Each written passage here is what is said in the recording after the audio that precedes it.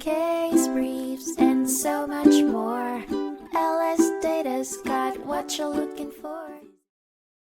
In a 1992 case, McClellan v. Health Maintenance Organization, the Superior Court of Pennsylvania ruled that HMOs operating under the IPA model must carefully select and retain competent primary care physicians to ensure proper patient care standards are upheld.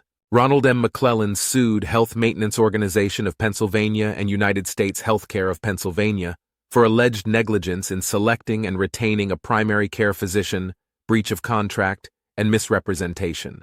McClellan argued that the defendants were negligent in their selection and retention of a physician responsible for providing inadequate care to his wife, Marilyn, which led to her death in 1985. The trial court initially dismissed the complaint, but the Court of Appeal found that there was sufficient evidence for a negligence claim based on ostensible agency. The complaint also provided enough information to support claims for misrepresentation and punitive damages.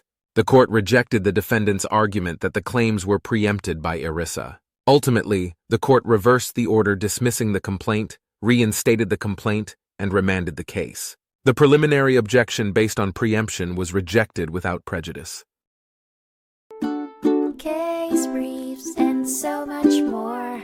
LSData's got what you're looking for. Visit lsd.law, elevate your mind. Leave the stress of class.